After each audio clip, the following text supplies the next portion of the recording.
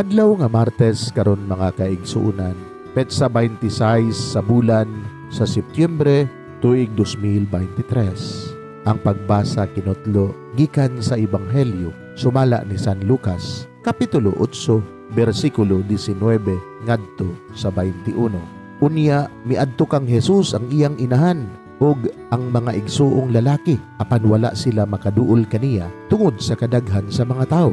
Ug may miingon kang Jesus, atoa nagtindog sa gawas ang imong inahan ug mga igsuong lalaki ug buot silang makikita kanimo. Miingon si Jesus kanilang tanan, ang akong inahan ug mga igsuon mao kadtong mamati sa pulong sa Dios ug magtuman niini. Mga igsuon, ang Ebanghelyo sa Ginoo. Daygon ikaw o Kristo.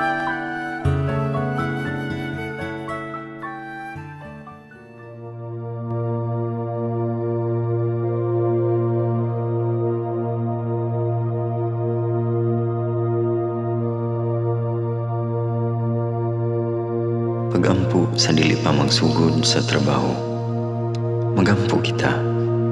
Sa ngalan samahan, sa Anak ug sa Espiritu Santo. Amen. Langit mo namong Amahan, sa among pagsulod nining trabahoan, among gidala ang imong presensya uban kanamo. Among gipamulong ang imong kalinaw, imong grasya, imong kaluoy, ug ang imong perpektong hanay sa among mga trabaho.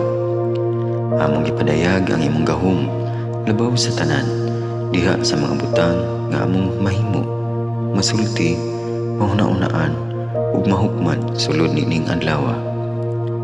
Ginoo, nagapasalamat kami sa gasa sa kinabuhi niining bagong adlaw, niining kahigayunan nga kami nakasulod sa trabaho ug mamahimong parte niining nga grupo.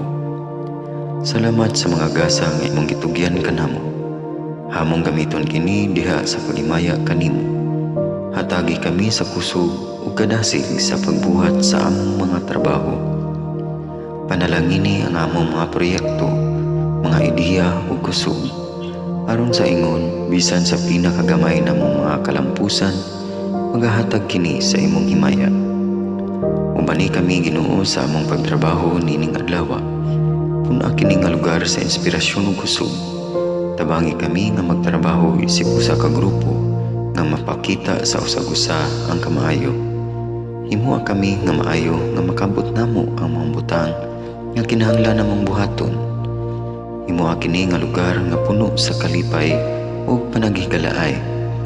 Ug kamugaway ug kalinaw ang mapatigbabaw niining dapita.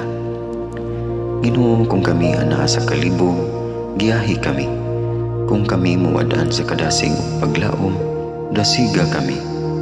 Himua nga ang trabaho nga among gihimo ug ang paagi sa among paghimo niini makahatag unta kini og hugot nga pagtuo, kalipay ug pahiyom sa tanan nga among mahimamat karong adlaw. Panalangini ang among mga pamilya, among Pinoy-anan, among nasod.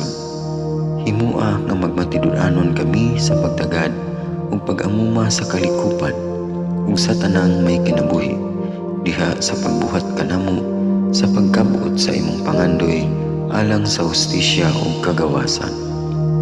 Ug Ginoo, sa among pagbiya nining lugara, tagai kami sa imong panalangin ug kaluoy sa among pagbiyahe. Panalangini ang among mga pamilya ug Pinoy-anan nga anaunta sa mayong kahimtang sama sa among pagbiya kanila. Ginoo, salamat sa tanang butang nga imong nabuhat, sa tanang butang nga imong gibuhat, ug sa tanang butang nga imong buhaton pa. Sa ngalan ni Jesus, among giampo diha sa tumang pagigugma ug pagpasalamat. Amen. Sa ngalan samahan, sa Anak ug sa Espiritu Santo. Amen.